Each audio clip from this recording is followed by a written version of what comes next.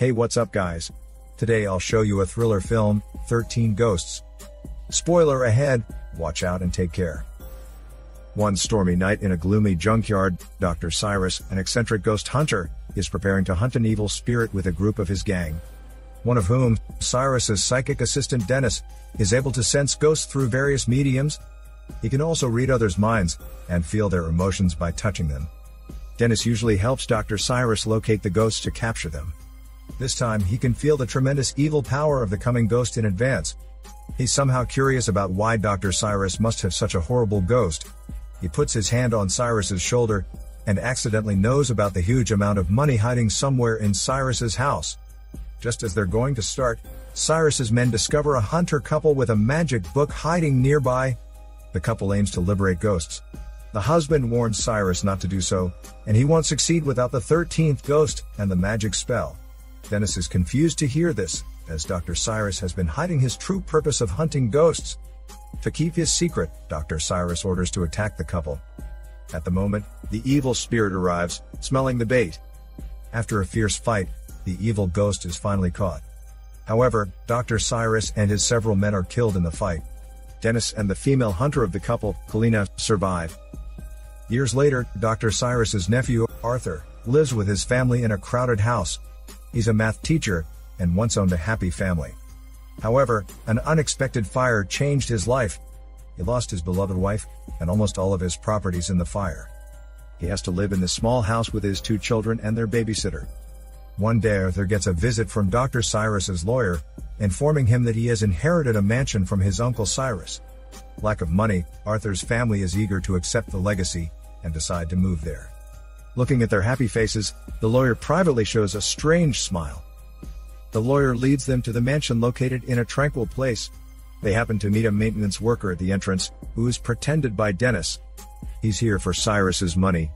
The lawyer recognizes him, but keeps silent. It seems they are both hiding something from the Arthur family. Arthur opens the gate with a unique key. The mechanism of the house moves as the door opens. This house is full of mechanized devices, and decorated with glass walls inscribed with strange Latin characters. There's also a huge turntable machine, with 12 cells and Latin phrases in the main hall. Arthur's family tour around the house with curiosity. They feel lucky to move in, instead of noticing the peculiarity of the house. While the lawyer and Arthur are talking about handover procedures in the hall, Dennis, disguised as a worker, comes down alone to the basement. He's searching for the huge amount of money that Dr. Cyrus left. There are many transparent cabins down the basement, each separated by glass walls with Latin words. He has felt the strangeness of the house as soon as he enters. While passing these cabins, Dennis's superpower makes him see horrible pictures, and feel deep pains. He soon finds a pair of spectral glasses, which enables people to see ghosts. Putting on the glasses, he's shocked to discover 12 ghosts, once caught by him and Dr. Cyrus, present in each of the cabins. The Latin words on the glass walls serve as a spell to keep them captive. Astonished, Dennis hurries up, and meets Arthur and the lawyer in a room. He tells Arthur his true identity, and suggests he leave the house right away. However, the lawyer is an accomplice of Dr. Cyrus. He keeps obstructing Dennis from telling the truth. Arthur doesn't believe in ghosts, and takes the warning as ridiculous jokes. Though working for Cyrus, the lawyer also has his own plan. He quietly runs into the basement and takes the money case, while Dennis is trying to convince Arthur. As he's about to leave the house, the lawyer carelessly triggers a mechanism of the house, which will lock the house, and release the ghosts one after another. On his way leaving, the lawyer comes across one of the ghosts released just now. In fear, he's then cut in half by accident, and dies. Arthur's son runs around the mansion with the babysitter, playing with his skateboard. He finds a pair of spectral glasses somewhere in the house. He puts on the glasses, and goes straight to the dangerous basement, as someone is directing him there. Suddenly, the boy seems to hear the sound of his dead mother, stopping him from going forward. It turns that his mother's spirit has been kept here. Despite his mother's dissuasion, the boy still enters the basement driven by curiosity. Arthur finally starts to notice the oddity of the house. He decides to leave with his family, but can't find his son anywhere. In the meantime, the house has been locked, thanks to the lawyer. Arthur finds his daughter and the babysitter, and asks them to wait in the car. He promises to find his son, and get back to them. However, Dennis, sitting in a chair, tells them that they won't be able to get out of here, as the house has been sealed. Down in the basement, Arthur's son is able to see the ghosts through his glasses, which scares him to death. His dead mother comes to help him escape, while Dr. Cyrus, who should have been dead, shows up unexpectedly. The boy has been knocked unconscious and taken away. Upstairs, Dennis and the family are looking for Arthur's son. Dennis tells them that the Latin words on the glass walls help as a spell to keep the ghosts away. Arthur's daughter laughs at him, in that she doesn't believe ghosts do exist. To find his son, Arthur begs Dennis to take them to the basement. Dennis agrees reluctantly. When they get down to the basement, Dennis is surprised to find all the cabins have been opened, and ghosts are gone. Dennis becomes frightened immediately. He shouts to leave the basement soon, but Arthur still thinks he's mad, and keeps looking for his son. Arthur's daughter, who's helping to find her little brother, grabs another pair of glasses in the basement. At the first moment when she puts on the glasses, a ghost with a horrible appearance shows up in front of her, and tries to drag her away.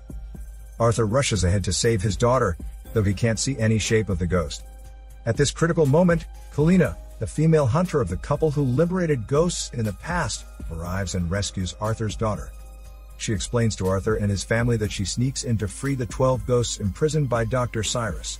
Arthur puts on a pair of spectral glasses for the first time, and he eventually believes in the existence of ghosts. Kalina then takes out the magic book, and tells them that Cyrus designed this house to serve as a machine that will empower someone to see the past and the future. But it must be powered by the ghosts trapped in this house. That's the reason why Dr. Cyrus hunts ghosts and keeps them there. But Arthur stops her from talking further, because he isn't interested in such ghost stories. He just wants to take his family away from this strange place. Soon after, the mechanism changes again to block the house and release more ghosts. Arthur's daughter has been taken away in the chaos. They have to run around to avoid being attacked by the ghosts. In a rush, they decide to gather in the library, where there are more Latin spells on the wall to keep them safe. After several rounds of fight with the ghosts, they finally get to the library. However, Arthur soon learns from Kalina that his dead wife is also trapped here, and Dennis was an accomplice. Hearing this, Arthur angrily punches Dennis on his face. Kalina calms him down, and says that he still has a chance to save his children and free his wife. There are already 12 ghosts captured in the house. Since the house is built as a machine to connect the future, and must be powered by 13 ghosts, the best way to shut it down is to create the 13th ghost from a person who is willing to die for love. Kalina indicates that Arthur will be the best candidate for the 13th ghost if he sacrifices his life to save his children. Desperate, Arthur realizes that it's totally a plot planned by Cyrus to lead him here and die. Arthur feels hopeless. At this time, Kalina puts forward a backup plan. That is, to blow up the entire house, which will also shut down the machine. But it's extremely dangerous and must be finished as soon as possible, because the machine will be activated soon. Reaching an agreement on the backup plan, Arthur and Dennis go down to the basement to save the children, while Kalina and the babysitter place the bomb in the control center. Under the protection of a glass sheet, Arthur and Dennis successfully get to the basement, though being attacked by several ghosts on the way. However, things aren't going well for Kalina and the babysitter. They bump into Cyrus near the control center after placing the bomb. The babysitter shouts for help, while Kalina uncharacteristically smiles and batters the babysitter to the ground. After that, she steps forward to kiss Dr. Cyrus. Right then it turns out that Dr. Cyrus faked his death and lured Arthur to come here. Kalina is in cahoots with Dr. Cyrus. Her husband wasn't killed by Cyrus, but actually murdered by her, in order to give Cyrus the magic book on controlling the ghosts. She also tricked Arthur to make him willingly sacrifice as the 13th ghost, which will activate the machine instead of shutting it down. Meanwhile, in the basement, Dennis and Arthur are facing several ghosts with great danger. To make up for his fault, Dennis sacrifices himself to keep Arthur safe from ghost attacks.